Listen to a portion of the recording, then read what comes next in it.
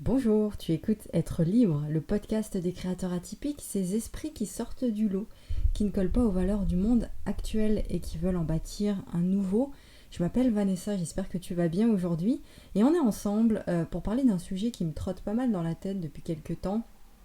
C'est un sujet qui est clair en moi, c'est limpide, mais par contre c'est assez complexe à retranscrire avec des mots, à expliquer ici, mais je vais faire en sorte de te l'expliquer simplement. Donc reste bien concentré jusqu'à la fin par contre pour être bien attentif à ce que je veux te dire. Donc on va parler d'être soi-même. Mais la question que j'ai envie de te poser c'est est-ce qu'on peut vraiment être soi-même finalement? Et ça veut dire quoi exactement être soi-même? Parce qu'en fait on entend ça partout. Être soi-même, tu verras dans la vie, ta vie sera merveilleuse, magnifique, etc. Quand tu seras toi-même, tu vas réussir au-delà de tes espérances, tu vas devenir libre, riche et heureux. Et c'est tout quoi. Voilà. Par contre, il faut être toi-même. Et alors c'est bien beau tout ça. D'ailleurs, j'en parle régulièrement aussi dans mes contenus avec mes clients, etc. Parce que pour moi, c'est quelque chose d'important. Mais en fait, pour éclairer les gens, c'est aussi nécessaire d'aller plus loin et d'expliquer ce qu'est réellement être soi-même. C'est quoi exactement en fait? Alors, pour illustrer ça avec un exemple, je vais te raconter l'histoire de Lady Diana. Donc c'est un documentaire que j'ai vu sur Netflix il y a quelques temps. Je crois que le nom c'est Story Diana, un truc comme ça. Tu peux le voir sur Netflix. Et dans le documentaire, ils expliquaient que Diana a toujours rêvé d'être une princesse. Tu vois, elle a toujours su qu'elle ferait de grandes choses dans sa vie. Et on la voit cheminer dans le documentaire de enfant, quand elle était enfant, 19 ans. C'est là où elle a rencontré le prince Charles, où elle s'est mariée, je crois à peu près. Et on la voit cheminer tout au long de son parcours. Et on remarque vraiment que ce rôle de princesse qu'elle a eu lorsqu'elle s'est mariée, elle est devenue la princesse de Galles, qu'on connaît tous, eh bien on remarque que ce rôle est devenu tellement lourd pour elle. Et que là où elle était vraiment elle-même, c'était pas sur son trône dans le palais d'argent avec ses robes de princesse et tous les strass et les paillettes, mais c'était plutôt quand elle était au contact des gens, au naturel, et notamment au contact des plus malheureux. Et donc, on la voit évoluer, je te dis, et ce palais-là d'argent, j'appelle ça ce palais d'argent, mais voilà, tu vois ce que je veux dire, ce rôle de princesse dans lequel elle évoluait, l'a enfermée plus qu'autre chose. Elle a fait semblant pendant des années d'être heureuse. Elle a fait semblant de montrer que le côté lumière. Elle devait avoir une image sans accroc, si tu veux. Tout le côté négatif, donc notamment les problèmes de couple qu'elle avait, le fait que le prince Charles l'a trompée avec Camilla, tous les problèmes, la pression des photographes, etc. Elle en parlait pas plus que ça, même si on pouvait le voir, etc. Mais tu vois, et cette image de princesse qui fait rêver, là, qu'elle a tant voulu aussi, quelque part, l'a enfermée.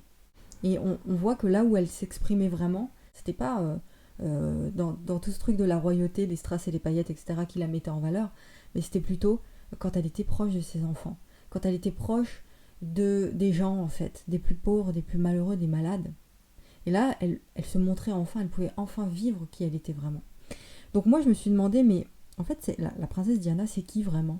Est-ce que c'est cette princesse reconnue magnifique, parce qu'elle était magnifique comme femme, avec tout un tas de trucs marketing autour d'elle, une marque, parce qu'elle était devenue une marque avec des produits à son effigie, ou alors est-ce que c'est cette personne simple, qui s'habille comme tout le monde en fait, qui vit à la fois la lumière et l'ombre, le bien, enfin le positif et le négatif, et qui aime serrer la main des plus malheureux en fait, c'est un univers moins sexy. C'est qui en fait, Diana?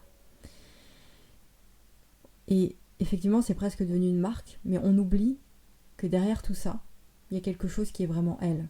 Il y a quelqu'un qui est vraiment elle, et qui n'a pas tout ce froufrou, tout ce guindage, tout ce côté positif, mais il y a les deux polarités, et qui est beaucoup plus difficile à montrer. Donc son rôle de princesse l'a enfermée, c'est comme une carapace en fait. Et plus elle était exposée au monde, plus cette carapace se renforçait. Donc là où je veux en venir, c'est que c'est la même chose pour nous, c'est la même chose pour tout le monde. Quand on va bosser par exemple tous les matins pour son patron dans un job qui ne nous correspond pas vraiment, où on met un masque, tu sais, on joue un rôle, on met le masque le matin puis on le retire le soir, eh bien on oublie qui on est au fond quand on met ce masque-là. Il y a autre chose que cette image.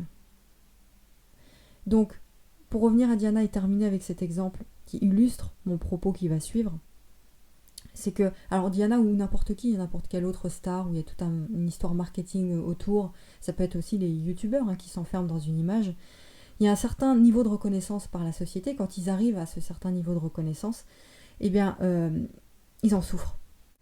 Parce que oui, on les voit, on les applaudit, mais est-ce qu'on applaudit vraiment qui ils sont? Ça, c'est pas sûr.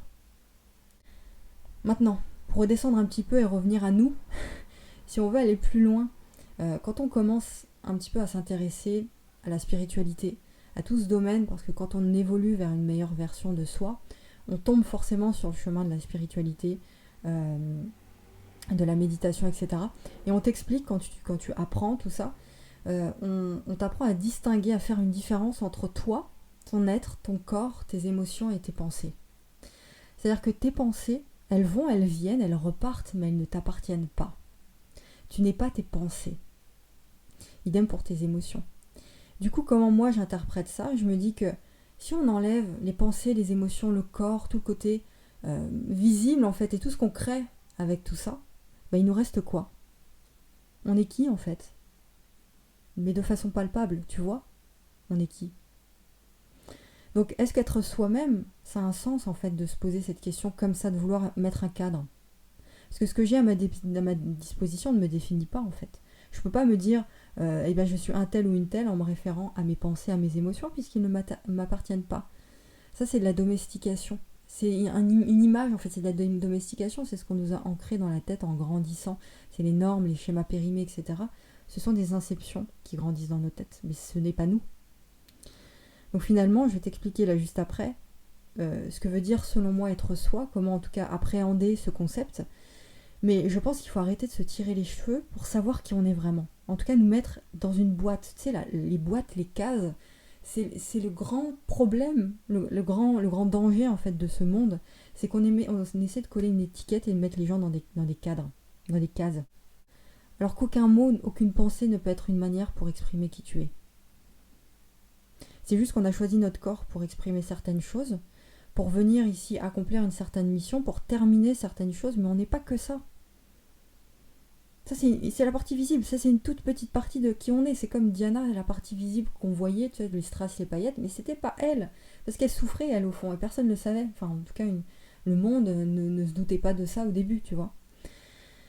Donc j'espère que je me fais bien comprendre là. Tout ça c'est une partie d'un tout, de ce qui est. Ce qui est vraiment immuable, c'est pas nos pensées, c'est pas tout ça. Donc à quoi bon se prendre le chou à se dire il faut absolument là que je fasse ce projet parce que ce projet va me permettre d'être vraiment qui je suis, d'être moi-même. Et puis c'est tout et c'est immuable et c'est comme ça.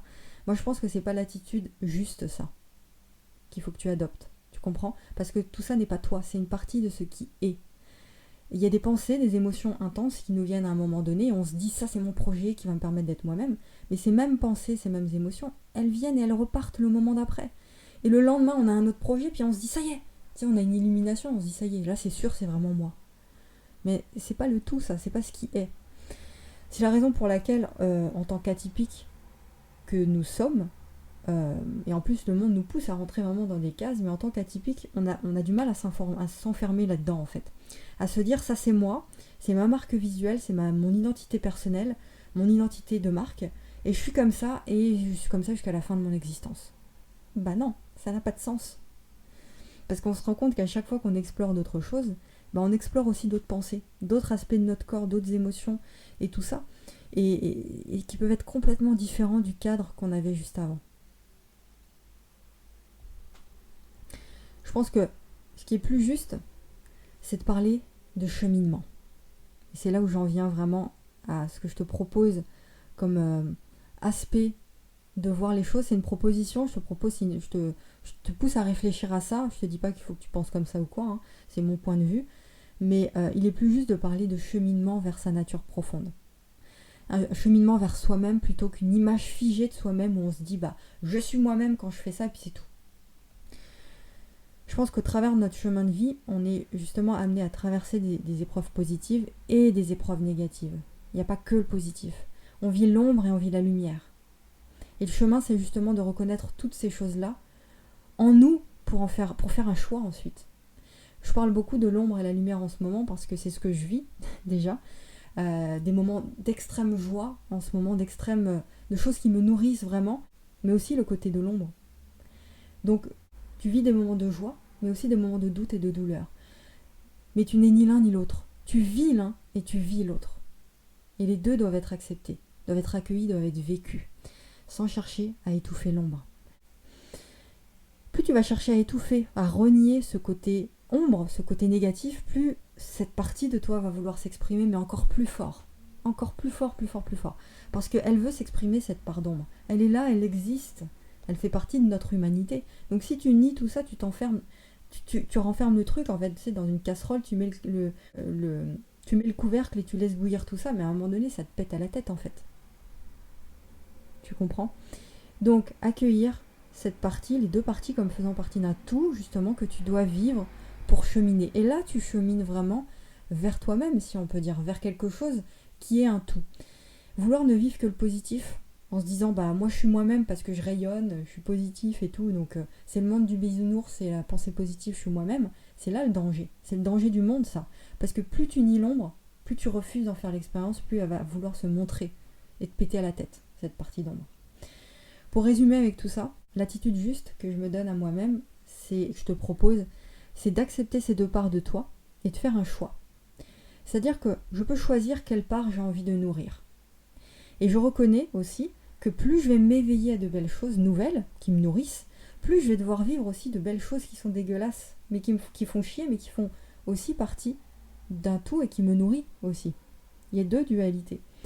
Et un monde où tout est pensée positive, où tout est bisounours, tout ça, moi j'y crois pas en fait, ça n'existe pas, ça n'a pas de sens en fait. Au contraire, c'est ça qui crée les déséquilibres justement, parce que c'est nier la dualité, c'est nier ce qui est, et alors je sais que c'est assez contradictoire, mais je suis convaincue de ça aujourd'hui. La seule chose qu'on peut faire, c'est d'accepter les deux, de jongler avec les deux et de faire un choix. Donc pour finir, au lieu de me dire je suis ceci, je suis cela, je vais être reconnue pour ça parce que c'est là-dedans que je suis moi-même, je vais plutôt m'écouter et voir ce que mon cœur et mon corps physique m'invitent à expérimenter là maintenant. Mon âme là est venue expérimenter certaines choses sur Terre et c'est ce que je suis en train de vivre. C'est tout, j'expérimente, j'ai pas besoin de forcer. Juste je ressens, je jauge en fonction de ce que je vis sur le moment, je reste à l'écoute.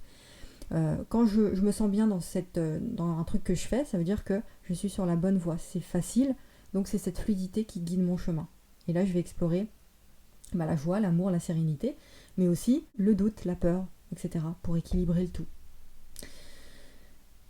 Voilà, et c'est pour ça que parfois il y a un méli-mélo, c'est un cafouillage sans nom, et que tu te sens perdu, c'est lié à tout ça, c'est super top, il faut vraiment que tu le prennes comme du positif, c'est cet équilibre qu'il faut que tu accueilles avec gratitude sans chercher justement à fuir la part d'ombre, parce que c'est ça aussi, être libre, c'est cheminer vers ça.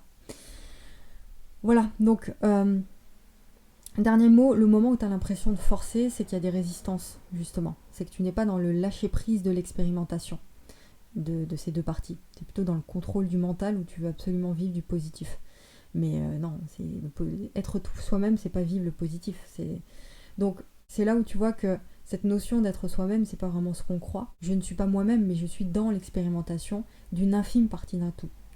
Mes pensées, mes émotions que je vis là, ne sont pas moi-même. C'est une partie de qui je suis. Voilà, donc je t'invite plutôt aujourd'hui, là maintenant, au lieu de te dire que le projet sur lequel tu travailles en ce moment ou que tu vas lancer va te permettre d'être toi-même enfin, ça va être une libération de ouf, c'est pas ton projet qui fait qui tu es, mais demande-toi plutôt, à la place, qu'est-ce qui est juste par rapport à l'énergie dans laquelle je suis aujourd'hui ? Qu'est-ce qui est juste de vivre ? Quel choix je décide de faire ? Qu'est-ce que mon intuition, mon envie me dicte là ? Et après, quelle forme ça prendra ? Je sais pas, mais j'expérimente, j'accueille avec justesse, juste ce que j'ai à vivre, et je chemine comme ça. Voilà, c'était ma pensée là du moment, mais j'espère que je me suis bien fait comprendre, c'est assez délicat. Si t'es un peu dans le monde de la spiritualité, je pense que t'as touché du doigt là où je voulais en venir. Sinon, retiens juste que tes pensées, tes émotions, ce que tu vis au quotidien ou ce que tu montres, l'image de toi n'est pas toi, c'est une partie de toi. Et le cheminement est la véritable attitude, selon moi, à adopter.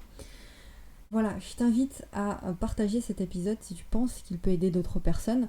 Tu peux le partager sur tes réseaux sociaux, par email. Et je t'invite également à cliquer sur le premier lien dans la description et t'inscrire gratuitement à l'Atypique. L'Atypique, c'est ma lettre privée. Ce sont des écrits que tu reçois tous les jours par mail, sous forme de lettres en fait. Et je t'exprime mes pensées. On parle de mieux vivre avec ses particularités quand on pense un petit peu en dehors des cases, quand on a un esprit atypique. C'est pour toi, on parle également de créer une activité de cœur, donc mieux vivre avec ses particularités. C'est le premier lien dans la description, je te laisse t'inscrire.